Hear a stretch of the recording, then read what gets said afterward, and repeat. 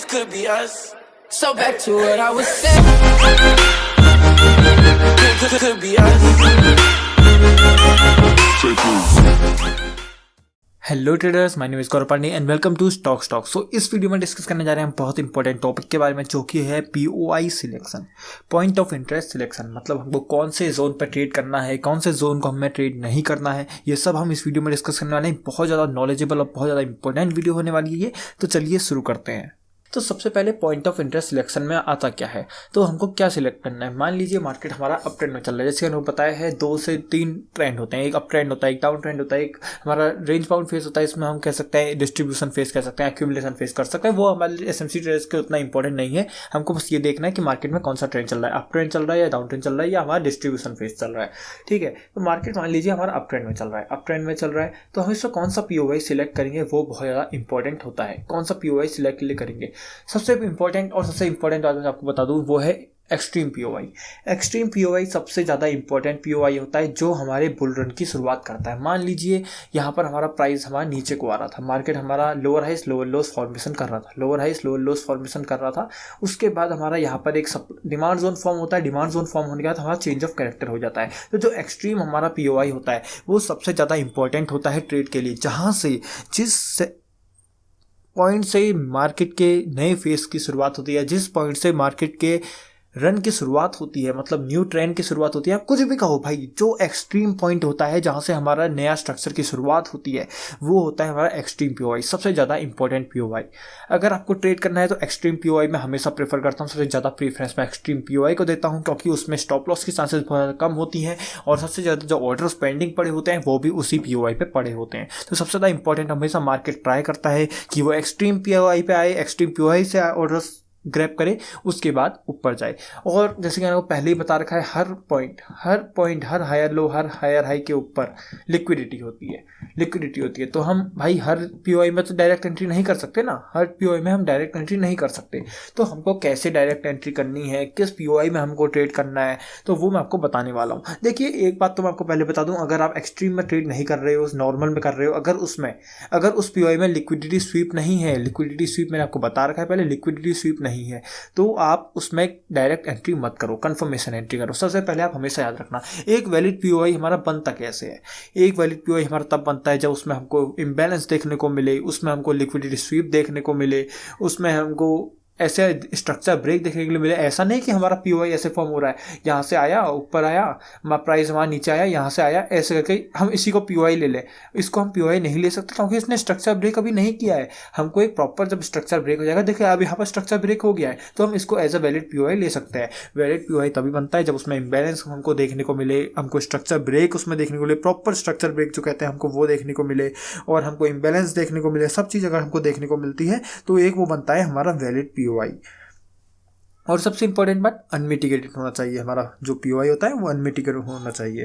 तो जब भी आप सिलेक्शन करते हो पीओआई का, तो आप सबसे पहले इंपॉर्टेंट क्या देखोगे, जैसे मैंने आपको बताया, आप इंबैलेंस जरूर देखोगे उस पीओआई में। आप उस पीओआई में देखोगे कोई प्रॉपर ब्रेकआउट स्ट्रक्चर हो रहा है नहीं हो रहा है। ऐसा नहीं कि आप इंटरनल, मैं आपको एग्जाम्पल दूंगा अभी बैंक निफ्टी का, जिसमें आपको इंटरनल का भी दिखेगा और एक्सटर्नल का भी दिखेगा, किस पीओआई को हमको ट्रेड करना है और मैंने क्यों ये वाला जो पीओआई है, मैंने क्यों ये वाला पीओआई ट्रेड किया है। इसका भी तो कोई रीजन होगा ना भाई, मैंने जब ये पीओआई ट्रेड किया तो इसका भी कोई रीजन है, वरना पीओआई तो हमको देखने को कितने मिल रहे हैं नीचे, ये नीचे कितने को पीओआई देखने को मिल रहा है, ये हमारा जोन देखने को मिल रहा है, यहाँ पर हमको जोन देखने को मिल रहा है। तो मैंने इनको ट्रेड क्यों नहीं किया, मैंने इसी को ट्रेड क्यों किया, यहाँ पर जो हमारे जोन्स फॉर्म हो रहे थे इनको मैंने ट्रेड क्यों नहीं किया, मैंने इसी जोन को क्यों ट्रेड किया। तो इसका भी कोई रीजन होगा ना, तो इसको भी मैं आपको एक्सप्लेन करूंगा और इसमें सब आपको एक्सप्लेन करूंगा। तो जैसे कि मैंने आपको बताया, वैलिड पीओआई में हमको क्या क्या चाहिए, इम्बैलेंस और एक सिग्निफिकेंट ब्रेकआउट स्ट्रक्चर होना चाहिए उस पीओआई से। और एक और इंपॉर्टेंट चीज होती है कि वो पीओआई अनमिटिगेटेड होना चाहिए। तो ये होता है, बनाता है एक पीओआई को इंपॉर्टेंट। जैसे कि मैंने आपको बता दिया, एक बार और बताता हूँ, एक्सट्रीम पीओआई है तो आप डायरेक्ट एंट्री कर सकते हैं। अगर उसके ऊपर की पीओआई है तो उसमें कंफर्मेशन एंट्री करो, क्योंकि वो उनके नीचे लिक्विडिटी होने की चांसेस बहुत ज़्यादा होती हैं। लिक्विडिटी आपको पहचाननी आती होगी, इतना मैं होप कर सकता हूँ। ठीक है, इसके नीचे लिक्विडिटी होती है, इसलिए मैं कह रहा था आपसे कि इनको हमको ट्रेड नहीं करना है डायरेक्ट एंट्री पर। लेकिन अगर यही पीओआई मान लो इसने एक सिग्निफिकेंट लिक्विडिटी स्वीप किया होता तो हम इसमें डायरेक्ट एंट्री कर सकते थे, हमारी चांसेस में डायरेक्ट एंट्री बन सकती थी। एक चार्ट एग्जांपल दिखाता हूं आपको, ये देखिए यहाँ पर आपको एग्जांपल देखने को मिलेगा, एक बहुत बढ़िया। देखिए जब मैंने ये वाला पीओआई सिलेक्ट किया, देखो इसने ब्रेकआउट स्ट्रक्चर किया है, ब्रेकआउट स्ट्रक्चर करो तो यहीं पर से हमारा ब्रेकआउट स्ट्रक्चर अगर मैं इतना सा मार्क करके दिखाऊं तो ये वाले एरिया पे हमारा ब्रेकआउट स्ट्रक्चर हुआ है, ये ब्रेकआउट स्ट्रक्चर है, फिर मार्केट यहाँ से ऊपर गई है, यहाँ पर हमारा इसने लोअर हायर लो लगाया, उसके बाद मार्केट ऊपर ब्रेकआउट स्ट्रक्चर दिया है।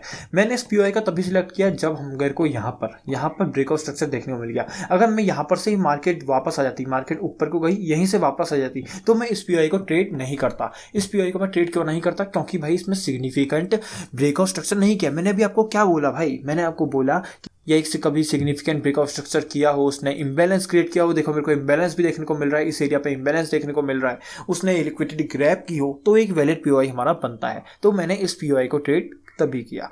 देखो इसमें लिक्विडिटी ग्रैब क्या हुई, देखो मार्केट जब देखो नहीं, उसमें मार्केट ने जब ऊपर को गया तो मार्केट ने ब्रेकआउट स्ट्रक्चर किया, मतलब ये वाला जो ब्रेकआउट स्ट्रक्चर की बात कर रहा हूँ मैं, ये ब्रेकआउट स्ट्रक्चर किया तो मार्केट ने डेज लो हमारा क्या हो गया, ये वाला डेज लो हो गया, ये हमारा डेज लो हो गया, इसके नीचे की जो लिक्विडिटी वो ग्रैब कर ली। अगर मान लीजिए यहाँ पर कैंडल हमारी ब्लैक कैंडल क्लोज कर जाती तो भाई वो लिक्विडिटी ग्रैब नहीं होता। लिक्विडिटी ग्रैब तभी होता है जब कैंडल की वीक उसको क्लोज करे।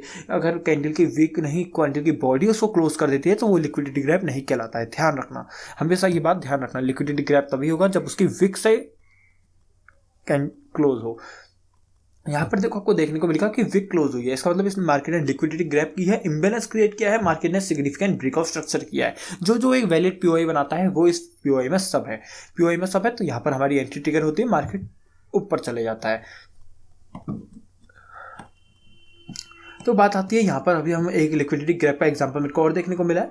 ये देखिए ये वाला जो एरिया है यहाँ पर भी हमको लिक्विडिटी ग्रैब देखने को मिल रहा है। लिक्विडिटी ग्रैब क्या हुआ, देखिए अगर आप इस एरिया को देखोगे जो ये वाली कैंडल का लो है, यहाँ पर इस कैंडल ने, ब्लैक कैंडल जो है, इसने इसको विक से क्रॉस किया है, मतलब जो भी इसके नीचे के पेंडिंग ऑर्डर्स थे या लिक्विडिटी या एसएल्स थे वो सारे इसने ग्रैब कर लिए हैं। तो ये एक अच्छा पीओआई बन सकता है। ठीक है, अगर मान लीजिए ये ब्लैक कैंडल इस कैंडल के लो के नीचे क्लोज कर जाती तो ये एक वैलिड पीओआई नहीं होता या एक वैलिड लिक्विडिटी ग्रैब नहीं होता। लिक्विडिटी ग्रैब तभी होता है जब विक से हो, लिक्विडिटी स्वीप तभी होता है जब विक से हो। ठीक है, ये बात हमेशा याद रखना। इसमें आपको एक और एग्जांपल देता हूं मैं। देखो यहाँ पर मेरे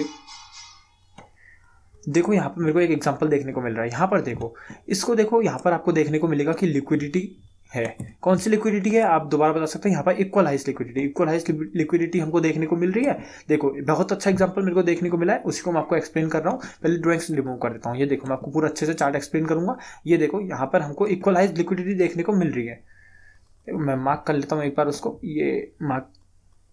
ये देखो लिक्विडिटी हमारा इक्वलाइज लिक्विडिटी थी। मैंने आपसे क्या कहा है, ये वाला लिक्विडिटी ग्रैब हो गई। यहाँ पर क्या हुई है, सॉरी यहाँ पर लिक्विडिटी स्वीप हुई है। इसने लिक्विडिटी, अगर ये ग्रीन कैंडल इसके ऊपर क्लोज कर जाती है ना तो ये लिक्विडिटी स्वीप नहीं होता। लिक्विडिटी स्वीप तभी होता है जब कैंडल की विक उसको क्रॉस करती है। यहाँ पर विक क्लोज करती है तो हमको एज अ वैलिड पीओआई लेना है या नहीं लेना है? हमको इसको एज अ वैलिड पीओआई लेना है, क्योंकि इसने एक सिग्निफिकेंट ब्रेकआउट स्ट्रक्चर किया है, इम्बैलेंस क्रिएट किया है, तो एक वैलिड पीओआई हो सकता है। स्ट्रक्चर ब्रेक आप कहोगे कौन सा स्ट्रक्चर ब्रेक किया है भाई? हम देखो मार्केट अगर इस एरिया पे देखोगे तो यहाँ पर हमको ब्रेकआउट स्ट्रक्चर्स करने में लगा है। तो ये वाला जो स्ट्रक्चर है इसका यहाँ पर ब्रेकआउट स्ट्रक्चर हुआ है, तो ये वाला एक वैलिड पीओआई है। इसमें अगर हम बात भी करें तो यहाँ पर हमारी एंट्री हो सकती है इस एरिया पे। ये एक पीओआई हमारा वैलिड पीओआई बन सकता है। पीओआई कैसे सिलेक्ट करते हैं, हम जोन कैसे मार्क करते हैं वो मैंने आपको बता रखा है। Range created supply, range created demand होता है, pivot created supply, pivot created demand होता है। ये हमारा single candle pivot created supply बना है। यहाँ पर हमारा सप्लाई बना है last green candle before the breakdown, या आपको डिमांड बनाता है last red candle before the breakout. ये हमारा डिमांड बनता है। ठीक है, रेंज क्रिएटेड डिमांड बनाएंगे तो रेंज कैसे फॉर्म होगी, इसमें रेंज हमारी पूरी ये रेंज हो जाएगी, यहाँ पर रेंज हो जाएगी। रेंज क्रिएटेड डिमांड ने तो हमको यहीं पर एंट्री दे दी है, ये देखो यहीं पर एंट्री दे दी है। लेकिन अगर हम पिवट सप्लाई को करेंगे जिससे हमारा स्टॉप लॉस भी छोटा हो, परफेक्ट हमको सबसे बढ़िया एंट्री मिले, तो वो ये वाला लेवल है। यहाँ पर देखो मार्केट हमारे नीचे आता है, उसका हमको नीचे को जा रहा होता है, लेकिन मार्केट यहाँ पर ओवर हो जाती है, तो ये हमारी ट्रेड यहाँ पर खत्म हो जाती है। लेकिन मैं आपको बस एज एग्जाम्पल यही बता रहा था कि कैसे हमारा एक पीओआई वर्क करता है। मैं आपको दोबारा रिपीट करता हूँ, जो भी मैंने इसमें बताया आपको, पीओआई कब वैलिड होगा, जब उसमें इम्बैलेंस देखने को मिलेगा। इम्बैलेंस और जो मिटिगेशन का वो है टॉपिक है, वो हम अगली वीडियो में पढ़ने वाले हैं, तो उसके अब अभी टेंशन मत लो।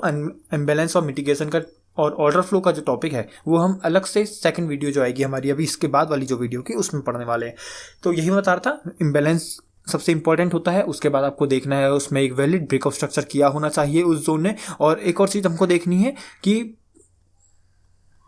प्रॉपर लिक्विडिटी स्वीप हमको देखने को मिले और कैंडल जो हमारी है या जोन हमारा जो है वो अनमिटिगेटेड हो। मिटिगेटेड जोन हो तो उसके चलने के चांसेस बहुत ज़्यादा कम हो जाती हैं। और कंफर्मेशन एंट्रीज कब करनी होती है हमको और डायरेक्ट कब करनी होती है। एक्सट्रीम पीओआई है तो आपको डायरेक्ट एंट्री कर सकते हो, लेकिन अगर एक्सट्रीम पीओआई नहीं है, वो मार्केट ट्रेंड में चल रहा है और यहाँ पर पीओआईज फॉर्म हो रहे हैं, तो इनके नीचे लिक्विडिटीज होती हैं जिनको so called engineering liquidity inducement कहते हैं। ये सब इंटरनल लिक्विडिटी का ही पार्ट है। इतना कंफ्यूज मत करो, इतने नाम इनका याद मत करो। इन सब लोज के नीचे लिक्विडिटी है, इन सब हाइज के नीचे लिक्विडिटी है, हाइज के ऊपर लिक्विडिटी है। हाइज के ऊपर लिक्विडिटी तो हमारे ब्रेक ऑफ स्ट्रक्चर होते समय वो हो जाती है, क्या कहते हैं, क्या हो जाती है, स्विप हो जाती है। लेकिन यहाँ पर हाइज की जो लिक्विडिटी है यहाँ पर स्विप हो जाती है। कभी कभी आप देखते हो कि ये देखो यहाँ पर हमारा हाई क्रिएट हुआ, हाई के ऊपर की जो लिक्विडिटी वो स्वीप हुई, यहाँ पर स्वीप हुई। इसके अगर हाई के ऊपर की लिक्विडिटी स्वीप नहीं होती, इक्वल लो ही रहता, तो ये हमारा पीओआई बिल्कुल नहीं चलता। यहाँ पर हमको लिक्विडिटी स्वीप देखने को मिलती है जिससे हमारी एसएल जाते। तो लिक्विडिटी हाई के ऊपर की होती है वो स्वीप हो जाती है क्योंकि ब्रेक ऑफ स्ट्रक्चर हो जाता है। जो लोस की लिक्विडिटी होती है वो पेंडिंग रहती है, तभी जोन यहाँ पर आपको एग्जांपल देखने को मिला होगा।